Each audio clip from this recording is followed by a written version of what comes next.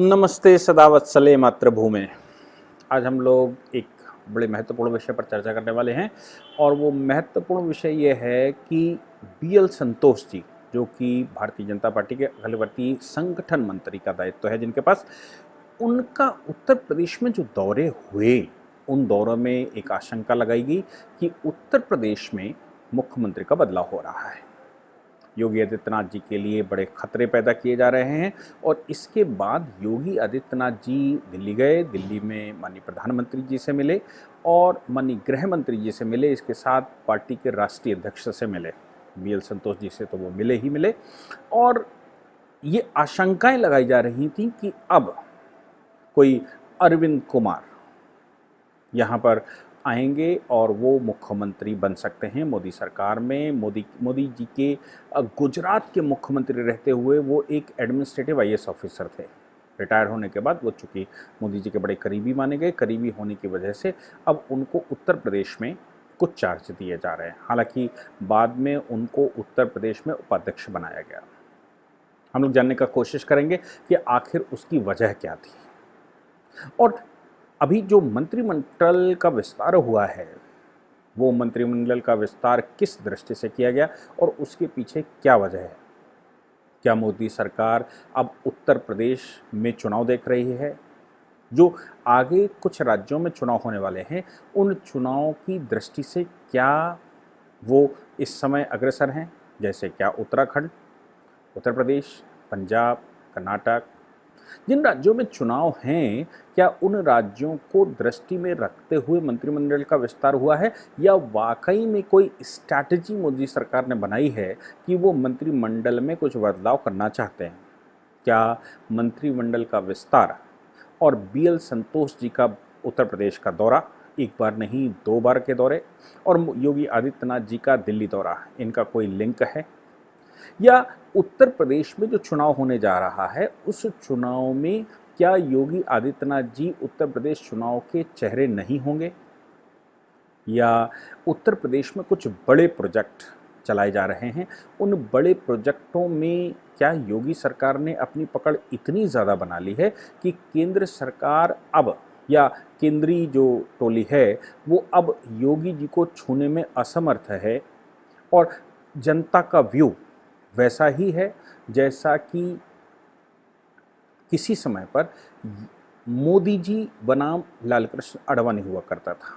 The wire ने एक story भी बनाई है, या कुछ स्क्रॉल ये सारे स्टोरियां बना रहे हैं और इन ने स्टोरियां बनाते समय ये कहा कि योगी आदित्यनाथ जी वही काम करने जा रहे हैं या वही हाल करेंगे जो कभी मोदी जी और अमित शाह जी ने आडवाणी जी के साथ किया।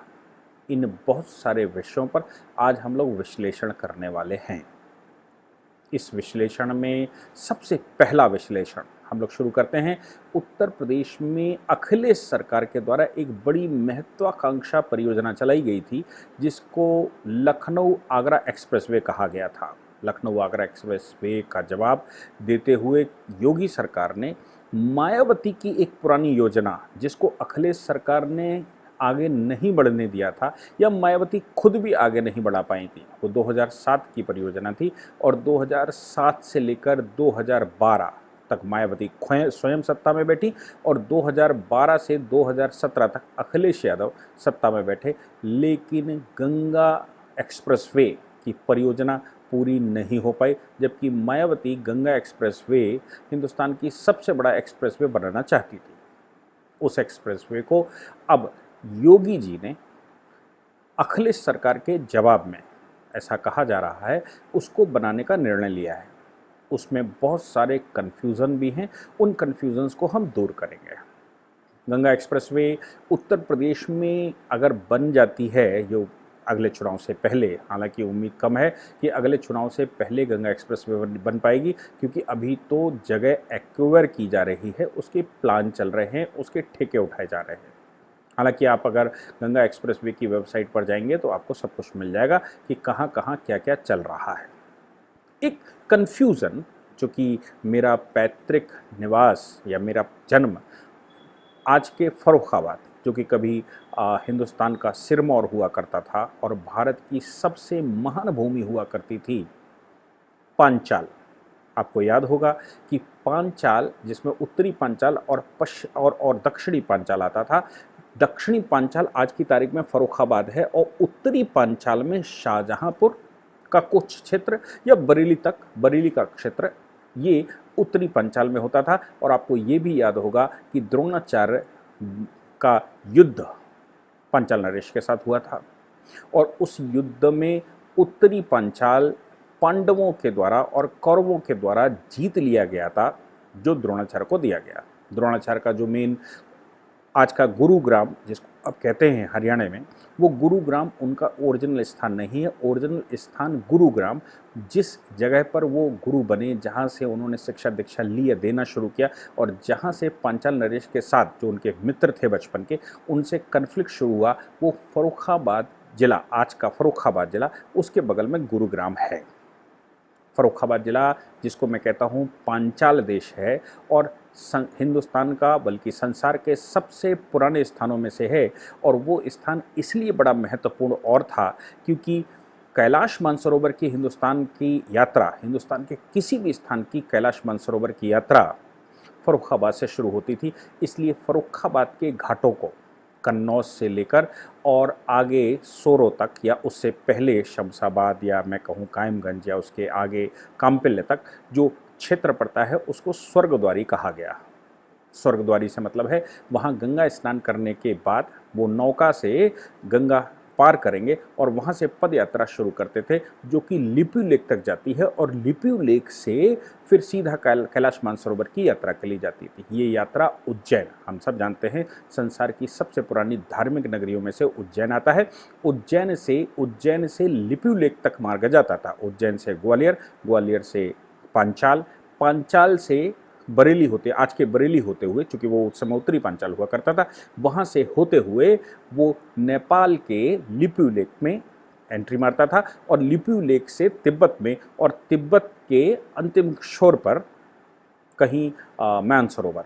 इसीलिए फर्रुखाबाद जिला जो आज का है, जिसका नाम पांचाल देश था, उस जिले में आज भी पंचमुखी भगवान शिव के दर्शन किए जा सकते हैं। उनको चौमुखी भगवान कहते हैं पुराणों के अनुसार। द्रौपदी पार्वती का अवतार मानी जाती हैं और उनका जन्म हुआ फर्रुखाबाद जिले के ही, यानी कि पांचाल देश के राजकुमार दृश्यद्युम्न महाभारत काल में पांडवों के सेनापति थे और जो अंत तक रहे। कौरवों में सेनापति मरते रहे और बदलते रहे, लेकिन पांडवों का पहले दिन से एक सेनापति था जो कि दृश्यद्युम्न था, वो भी पांचाल देश का राजकुमार था। इसलिए वो स्थान संसार का सबसे पुराना और अखंड स्थान ऐसा माना जाता है। और वहाँ रामनगरिया का मेला हालांकि बहुत बाद में लगाया गया, लेकिन ऐसा माना जाता है कि वो स्थान संसार का सबसे पवित्र स्थान है। उसका एक और कारण है कि गंगा और रामगंगा का दोआब भी है, यानी कि संगम भी फर्रुखाबाद जिले में पड़ता है, जिसका नाम पांचाल था। फर्रुखाबाद के जिलों को एक बड़ा कन्फ्यूज़न है। उनका कहना है कि ये जो गंगा एक्सप्रेसवे है, ये गंगा एक्सप्रेसवे फर्रुखाबाद से होकर जानी चाहिए थी, लेकिन वहाँ से नहीं गई क्योंकि फर्रुखाबाद ज़िले में आज की तारीख में कोई बड़ा पॉलिटिकल लीडर नहीं है, या कोई मिनिस्टर भी नहीं है, या कोई ऐसा लीडर करिश्मेटिक नहीं है जो होना चाहिए था। इसलिए फर्रुखाबाद को छोड़ दिया। मैंने गंगा एक्सप्रेसवे के कुछ अधिकारियों से बात करने का प्रयास किया, जानने का मंत्रालयों में प्रयास किया कि आखिर क्या है ये मामला। तो पता लगा कि गंगा एक्सप्रेसवे का जो थीम है वो है कि प्रयागराज के उत्तर से ये सीधा यात्रा शुरू करते हैं और 12 जिले कवर करते हुए जाते हैं। फर्रुखाबाद के दाहिनी तरफ हरदोई पड़ता है, यानी कि गंगा का पार करेंगे तो हरदोई पड़ता है, या कन्नौज पार करेंगे तो हरदोई पड़ता है। और गंगा पार करने के बाद रामगंगा से पहले तक फर्रुखाबाद पड़ता है, फिर हरदोई और शाहजहांपुर पड़ता है। तो चूंकि थीम ये है कि गंगा के उस पार से यात्रा सीधी एक्सप्रेसवे शुरू होगा, तो वो होता हुआ बदायूं में या उससे पहले वो क्रॉस करता है, बदायूं के लगभग गंगा जी को क्रॉस करता है और क्रॉस करते हुए हापुड़ बुलंदशहर होते हुए मेरठ जाता है।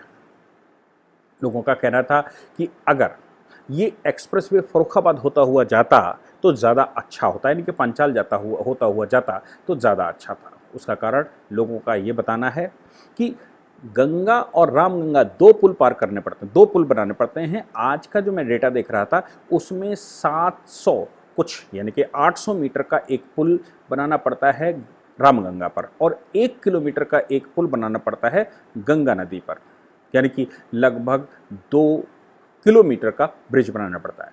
अगर रामगंगा से पहले उनका दोआब जो कन्नौज के नज़दीक कहीं होता है उससे पहले ही गंगा क्रॉस कर गए होते तो गंगा में एक ब्रिज बनाना पड़ता और सरकार का बहुत बड़ा पैसा बच जाता। ऐसा भी लोगों का मानना है कि अगर इधर से जो रूट बनाया गया है, जिन्होंने रूट चुना है, वो रूट चुनते हुए गर्रा और बड़ी बड़ी नदियाँ इसमें बीच में पड़ती हैं। दोआब का वो तराई का क्षेत्र भी पड़ता है और तराई का क्षेत्र में इसलिए कहता हूँ कि बाढ़ग्रस्त क्षेत्र पड़ता है, इसलिए गंगा और रामगंगा के बाद अगर बाढ़ग्रस्त क्षेत्र पड़ता है तो बाढ़ग्रस्त क्षेत्र में कॉस्ट ज़्यादा आती है, जो बदायूं और शाहजहांपुर से होता हुआ निकलता है। इसलिए अगर गंगा एक्सप्रेसवे फर्रुखाबाद होते हुए जाती तो ये संभव है कि सरकार के खर्चों में से बहुत बड़ा 36,000 करोड़ का खर्चा बताया जा रहा है, तो ऐसा अनुमान है कि लगभग 600 करोड़ रुपया बचाया जा सकता था, 500 या 600 करोड़ रुपया। लेकिन विधि का विधान है और कहते हैं कि शाहजहांपुर में एक बड़े नेता मनी खन्ना जी जो वहाँ से मंत्री हैं, उन्होंने पूर्ण प्रयास किया कि ये फर्रुखाबाद न जाए, चाहे 600 करोड़ रुपया ज़्यादा खर्च हो जाए। इसलिए अधिकारियों ने वो रूट में बताया, चूंकि एक जगह गंगा क्रॉस करनी ही थी, वो बदायूं में क्रॉस करनी थी, वो कन्नौज के पास क्रॉस हो सकती थी, वो कानपुर के पास क्रॉस हो सकती थी उन्नाव से, लेकिन वो प्रयास नहीं हो पाया। That is the different thing. दूसरा एक और बात है कि अब चूंकि 2 रास्ते ये बन गए हैं तो फर्रुखाबाद वालों के लिए मुझे लगता है कि और ज़्यादा अपॉर्चुनिटी इसलिए बढ़ जाती है क्योंकि योगी सरकार ने जब इस प्रकार की कंप्लेंटें हम लोगों ने की तो योगी सरकार ने एक और निर्णय लिया। योगी सरकार ने निर्णय लिया कि वो ये जो लिपुलेख मार्ग है ग्वालियर से लेकर या वहाँ से जो रामगंगा तक होते हुए जाता है, यानी कि मैं अगर कहूँ कि लखनऊ एक्सप्रेसवे जो फर्रुखाबाद के पार से जाती है और गंगा एक्सप्रेसवे जो फर्रुखाबाद के गंगा नदी के इस पार से जाती है, यानी कि शाहजहांपुर और हरदोई होते हुए, और दूसरी तरफ से यानी कि दक्षिण दिशा से लखनऊ आगरा एक्सप्रेसवे जाती है, इन दोनों एक्सप्रेसवे को 6 लेन से मिलाया जाएगा। अब आप सोच सकते हैं कि फर्रुखाबाद वालों के लिए कितनी बड़ी अपॉर्चुनिटी है कि वो अब दिल्ली और मेरठ या दिल्ली के लिए उनके पास 2 मार्ग हैं, बड़े आसान, बल्कि 3 मार्ग उनको मिलते हैं। एक जीटी रोड भी फर्रुखाबाद को छूते हुए निकलती है, हालांकि फर्रुखाबाद में नहीं जाती, लेकिन जीटी रोड निकलती है जिसका निर्माण बड़ा चौड़ीकरण हो रहा है और अच्छे से हो रहा है। लखनऊ एक्सप्रेसवे, लखनऊ आगरा एक्सप्रेसवे फर्रुखाबाद के बगल से निकलती है और अभी गंगा एक्सप्रेसवे भी उस साइड से निकलेगी और बीच से ये निकलती है, यानी कि दिल्ली जाने के अब फर्रुखाबाद वासियों को 3 मार्ग हैं और ये इंडस्ट्रियल हब घोषित हो सकता है अगर फर्रुखाबाद से कोई ऐसा करिश्माती लीडर पैदा हो या हो जाए अगले विधानसभा में कि वो अब फर्रुखाबाद का विकास इसमें कर सके, क्योंकि इन तीनों ही स्थानों में जो मैंने तीनों रूट बताए हैं, इनमें जो मेन सबसे है वो फर्रुखाबाद ज़िले से, यानी कि पांचाल ज़िले से, जो पुराना पांचाल था, वहाँ से ब्रॉडगेज की ट्रेन निकलती है। वो दूसरा रूट है, वहाँ से ब्रॉडगेज की ट्रेन नहीं मिलती है और इस रूट से भी ब्रॉडगेज की ट्रेन नहीं मिलती, हालांकि शाहजहांपुर से मिलती है, लेकिन जो रूट पकड़ा है बदायूं होते हुए, हापुड़ होते हुए, उसमें अभी ब्रॉडगेज हमको बड़ी मुश्किल से मिलती है। तो ये बीच में हमको रूट मिला, यानी कि फर्रुखाबाद वालों के पास अब और ज़्यादा अपॉर्चुनिटी है कि वो अपना सर्वांगीण विकास कर सकें और चाहें तो अब फर्रुखाबाद को नए सिरे से डेवलप करते हुए उस पूरे के पूरे जिले को इंडस्ट्रियल एरिया घोषित किया जा सकता है, इकोनॉमिक एरिया घोषित किया जा सकता है, कॉमर्शियल एरिया बनाया जा सकता है, बशर्ते उसका प्लान बनाने वाला कोई व्यक्ति हो, उत्तर प्रदेश सरकार को, केंद्र सरकार को कम्युनिकेट करने वाला कोई व्यक्ति हो और ऐसा कोई व्यक्ति हो जो डेवलपमेंट जानता हो कि कैसे डेवलपमेंट होता है और सिस्टम को पहचानता हो, जो उत्तर प्रदेश का सिस्टम है। मैं कहना चाह रहा था कि योगी सरकार की ये उपलब्धि, उत्तर प्रदेश में जिस प्रकार से उसने एक्सप्रेसवे का जाल बिछाया है, वो काबिल तारीफ है। अब बात ये आती है कि योगी सरकार का ये जो प्रोग्रेस है, वो प्रोग्रेस क्या कंटिन्यू रहने वाली है, यानी कि 2022 के चुनाव में योगी जी क्या पुनः मुख्यमंत्री बनने वाले हैं? या बीएल संतोष जी जब यहाँ पर भ्रमण कर रहे थे या राधारमण जी आए तो क्या योगी सरकार को बदलना चाहते थे? जवाब ये है कि मुझे लगता है कि उस समय चूंकि केंद्रीय मंत्रिमंडल का विस्तार होने जा रहा था, तो संगठन के जो लोग हैं, चाहे वो संगठन मंत्री हो, चाहे वो मैं कहूँ कि केंद्रीय अध्यक्ष हों, यानी कि राष्ट्रीय अध्यक्ष हों, या प्रदेश अध्यक्ष की बात करूंगा, जिला अध्यक्षों की बात करूंगा, इन सब से जब बीएल संतोष जी मिले मेन स्टेक होल्डर से, तो उत्तर प्रदेश कुल मिलाकर 6 क्षेत्रों से मिलकर बना है बीजेपी की दृष्टि से, और संघ दृष्टि से 6 प्रांत हैं। 6 प्रांतों में क्या सभी 6 प्रांतों से या 6 क्षेत्रों से केंद्र सरकार में प्रतिनिधित्व तो है? क्योंकि टारगेट उत्तर प्रदेश का चुनाव है। दूसरा, उत्तर प्रदेश देश का 1/15 यानी 15% के लगभग आबादी अकेले उत्तर प्रदेश में रहती है। कुछ लोग 20% भी बताते हैं। 20% आबादी केवल उत्तर प्रदेश में होती है। देश का सबसे बड़ा प्रदेश भी उत्तर प्रदेश है। इसलिए उत्तर प्रदेश का सर्वांगीण विकास जो योगी जी ने छेड़ा है, उसके लिए केंद्र से कंधा मिलाना अति आवश्यक है, और चुनाव तो ध्यान में रखना ही चाहिए। योगी जी और मोदी जी जब भी कोई खेलते हैं तो वो हमेशा ध्यान में चुनाव तो रखते ही हैं, उसके साथ सर्वांगीण विकास कैसे हो इसकी व्यवस्था भी वो करते हैं। तो उस समय जो भ्रमण हुआ, योगी जी केंद्र में गए, प्रधानमंत्री जी से मिले, योगी जी गृह मंत्री जी से मिले, योगी जी अन्य मंत्रियों से मिले और राष्ट्रीय अध्यक्ष से मिले या संगठन मंत्रियों से मिले। मुझे लगता है कि उसका मेन उद्देश्य रहा होगा कि जो मंत्रिपरिषद का विस्तार होने वाला है केंद्र में, उसमें उत्तर प्रदेश का प्रतिनिधित्व कितना हो। ये लोगों ने प्रस्तुत किया कि केंद्र और राज्य में कन्फ्लिक्ट है, योगी वर्सेस मोदी चल रहा है। द वायर जैसे अखबार जैसे न्यूज़पेपर्स ने, जिनके खिलाफ मुकदमे भी हो गए हैं, उन्होंने ये सिद्ध करने की कोशिश की कि योगी जी वही करने वाले हैं मोदी जी के साथ जो आडवाणी जी के साथ हुआ। मैं समझ नहीं पाया कि आडवाणी जी के साथ गलत क्या हुआ। सभी माता पिताओं के, सभी परिवारों में यंग ब्रीड सब निकल कर आती है और पुरानी ब्रीड किसी न किसी तरह मार्गदर्शन मंडल में जाती है। ये परिवारों की भी व्यवस्था है, रिटायरमेंट की भी व्यवस्था है। तो इसमें कौन सा ऐसा नया काम होने वाला है, मैं समझ नहीं पाया। लेकिन बात यहाँ पर फैलाई गई, किसी प्रकार से कन्फ्लिक्ट फैलाया गया कि केंद्र और राज्य में, यानी कि मोदी जी और योगी जी में टशन चल रही है। लेकिन अभी जो आज मंत्रिपरिषद का विस्तार हुआ, उसने ये सिद्ध कर दिया कि कोई टशन की बात नहीं है। योगी जी उत्तर प्रदेश के सर्वांगीण विकास के लिए 7 मंत्री उत्तर प्रदेश के कोटे से हो गए। 7 मंत्री यानी कि 6 क्षेत्र उत्तर प्रदेश में हैं। 6 क्षेत्र में कहूँ कि एक गोरक्ष का क्षेत्र, गोरखपुर जिसको कहते हैं, एक काशी का क्षेत्र जिसमें प्रयागराज भी आता है, कानपुर बुंदेलखंड का क्षेत्र, इसके अतिरिक्त ब्रज का क्षेत्र, मेरठ क्षेत्र, ऐसे 6 प्रांत उत्तर प्रदेश में हैं, और अवध जिसमें लखनऊ आता है, लखनऊ बाराबंकी, ये 6 क्षेत्र हैं। इन क्या सभी 6 क्षेत्रों से केंद्रीय मंत्रिपरिषद में मंत्री हैं? होना आवश्यक है। चुनाव का वर्ष तो है ही है, लेकिन इन सभी क्षेत्रों का विकास होना अति आवश्यक है। ऐसा न हो कि गंगा एक्सप्रेसवे पहले से प्रस्तावित हो और गंगा एक्सप्रेसवे को छोड़कर अखिलेश यादव, जहां पर पहले से ऑलरेडी बहुत अच्छी रोडें बनी हों, जीटी रोड जिधर से निकलती हो, या कानपुर से, लखनऊ से सीधा आगरे का जहां पर ऑलरेडी बड़ी चौड़ी एक्सप्रेसवे बनी हो, उन बड़ी रोड बनी हो, उनको भी छोड़ते हुए एक अपने ज़िले से मतलब लखनऊ से इटावा जहां वो रहते हैं, वहां से होते हुए आगरा को मिलाएं। क्योंकि इटावा उनको आना जाना है तो थोड़ा आधे घंटे का टाइम बचेगा तो अच्छा रहेगा, भले ही प्रदेश का सर्वांगीण विकास कहीं चला जाए। तो मुझे लगता है कि वो जो मायावती की अप्रोच थी, जो अखिलेश यादव या मुलायम सिंह यादव की अप्रोच थी, उन अप्रोचों को बाईपास करते हुए योगी जी ने पूर्ण प्रयास किया कि कैसे बैलेंस बने और कैसे उत्तर प्रदेश से ज़्यादा प्रतिनिधित्व केंद्र की सरकार में हो, ताकि उत्तर प्रदेश और गति से कार्य कर सके। इसके लिए योगी जी ने प्रयास किया और वो दिल्ली मिलने गए थे, जिसके बहुत सारे गलत मतलब निकाले गए।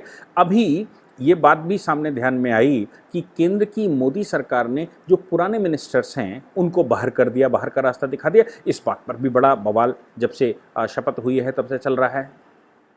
लेकिन मुझे लगता है कि संगठन को उन अनुभवी लोगों की ज़्यादा आवश्यकता है। उन अनुभवी लोगों, अगर मैं रविशंकर प्रसाद जी की बात करूं, निशंक जी की बात करूं, ये सभी लोग, ये वो दिग्गज हैं जो संगठनात्मक रूप से बहुत अच्छा कार्य कर सकते हैं। अब इनको सिस्टम, चूंकि मंत्रालय से आए हैं, इनलिए इनको सिस्टम अच्छे से मालूम है। अब ये संगठन में अगर काम करेंगे तो सिस्टम और संगठन दोनों का कॉम्बिनेशन सर्वांगीण विकास के लिए अति आवश्यक है। होता क्या है कि संगठन को सिस्टम का अंदाजा नहीं होता और जो सरकार बैठी होती है वो दूरी मेंटेन हो जाती है। सिस्टम अलग काम करता है, सरकार अलग काम करती है और संगठन अलग काम करता है। तो सरकार तो जो अभी मंत्रिपरिषद है उनकी है, लेकिन ये मंत्री जब वहाँ से हटे तो इनको सिस्टम का अच्छी जानकारी हो गई। कई कई मंत्रालय ये लोग देख रहे थे, इनको सिस्टम अच्छा मालूम हो गया। इसलिए सिस्टम को जानने के बाद अगर संगठन में काम करेंगे तो अति आवश्यक है, अति उत्तम भी है। तो संगठनात्मक रूप से मजबूती होगी और सरकार तो चल ही रही है। इसके अतिरिक्त केंद्र में एक एक मिनिस्टर के पास 2-2, 3-3 मंत्रालय थे, जिससे कि कार्य प्रभावित होता है। जब 80 मंत्रालयों की स्ट्रेंथ हो सकती है तो क्यों आप 40 से काम चलाएं, क्यों 45 से 50 से काम चलाएं। इसलिए इन लोगों को हटाना, सिस्टम में भेजना या इन लोगों के मंत्रालय कम कर देना, ये भी अति आवश्यक है। तो हर एक मंत्रालय, अब की जो गणना है उसके अनुसार अब जो मंत्रालय, जो कैबिनेट मंत्री हो गए हैं, लगभग 39 या 40 कैबिनेट मंत्री हो गए हैं, यानी कि हर एक मंत्रालय के पास अपना एक मंत्री होगा, कैबिनेट मंत्री होगा, और उसके सहयोग के लिए राज्य मंत्री होंगे। लगभग सभी मंत्रालयों को मिलेगा। एक आध कोई मंत्रालय ऐसा रहेगा जो बहुत अनुभवी लोगों को 2-2 मंत्रालय दे दिए जाएंगे, अदरवाइज सभी के पास एक मंत्रालय रहेगा।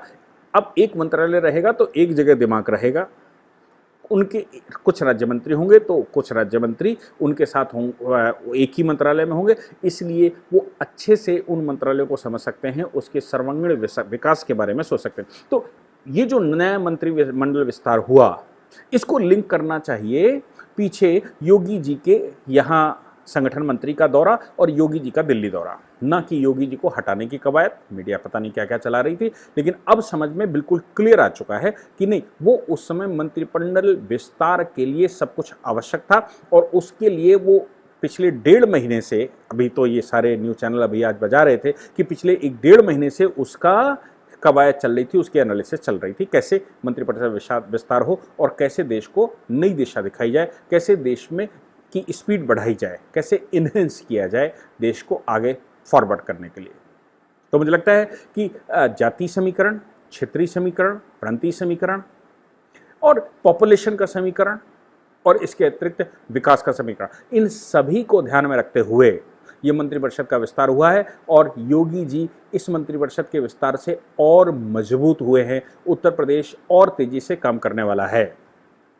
मुझे लगता है कि ये एक अच्छी पहल राज्य सरकार और केंद्र सरकार ने मिलकर की है, इसको साधुवाद कहना चाहिए। और मोदी और योगी जी के द्वारा जो एक्सप्रेसवे, चाहे वो पूर्वांचल का एक्सप्रेसवे हो, चाहे वो प्रयागराज लखनऊ का एक्सप्रेसवे हो, चाहे वो बुंदेलखंड वाला एक्सप्रेसवे हो, चाहे ये यमुना एक्सप्रेसवे उत्तर प्रदेश का हो, या गंगा एक्सप्रेसवे लखनऊ और आगरा एक्सप्रेसवे, ये सभी मुझे लगता है उत्तर प्रदेश में जिस प्रकार से इंफ्रास्ट्रक्चर को बल दिया जा रहा है, इसके अतिरिक्त उत्तर प्रदेश सरकार ने आईटी पार्क्स बनाए हैं, बड़ी संख्या में नॉलेज पार्क्स बनाए हैं और इनमें पूरी फैसिलिटी उत्तर प्रदेश सरकार देने की कोशिश कर रही है। मुझे लगता है ये काबिल तारीफ है और ऐसे मॉडल आपने इतिहास में बहुत कम देश में देखे होंगे जिस प्रकार से अब ये मॉडल बनाए गए हैं।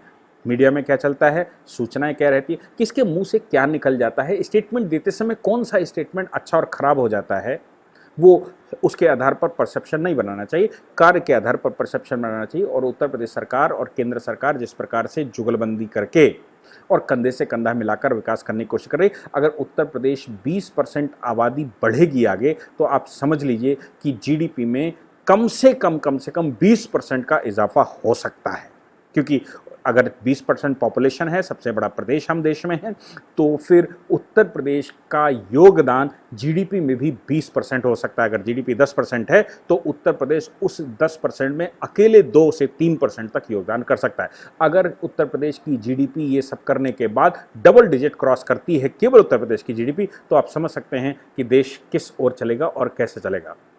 इसके तक मुद्दे तो बहुत सारे रहते हैं, जो मुख्य मुद्दे हैं उन पर भी ध्यान दिया ही जाता है, लेकिन मुझे लगता है कि ये जो सब कुछ राज्य की सरकार ने किया और केंद्र सरकार के साथ मिला और संगठनात्मक रूप से जो नया स्ट्रक्चर बन रहा है या बनेगा, वो सब कुछ काबिल तारीफ़ है और उसके लिए भारत सरकार को साधुवाद, राज्य सरकार को साधुवाद। आपने मुझे सुना, उसके लिए वेरी वेरी थैंक यू।